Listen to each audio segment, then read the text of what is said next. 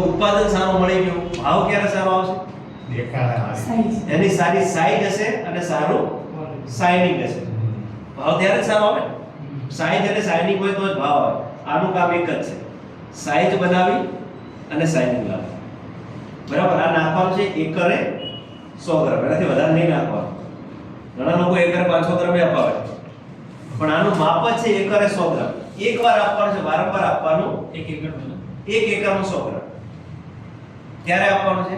જ્યારે પાકની વાવણી જ્યારે પાકના પાણી ખતમ થવાના હોય અને એનું છેલ્લું પાણી બાકી હોય ને એ સમયે એકરે આ 100 ગ્રામ આપી દો. તો આનાથી કામ શું કરશે? દેખાવ પણ સારો કરશે અને સારી સાઈઝ પણ બનાવશે. અત્યારે મગફળી માટેનો અત્યારે ઉત્તમ સમય ચાલે છે. આનો મગફળીની અંદર બી તમે અત્યારે ઉત્તમ સમય ચાલે છે. 60 દિવસ થઈ ગયા મગફળીને અત્યારે. તો એની અંદર તમે એગ્રી આપવાનું છે. મગફળી અને બટેકામાં 60 દિવસે આપવાનું છે.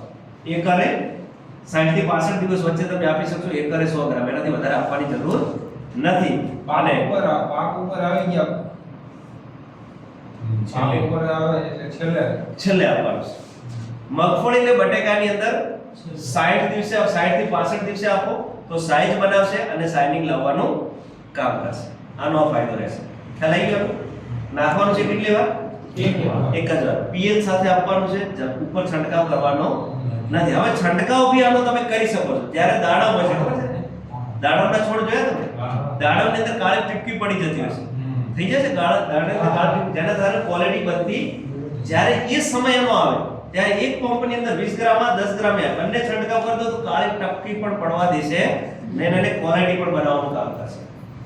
આ બહુ મોટા પ્રશ્નો જે દાડમના ખેતી જાય છે તે પ્રશ્નો આરે આવતા હોય છે. તો એની અંદર આ તમે કામ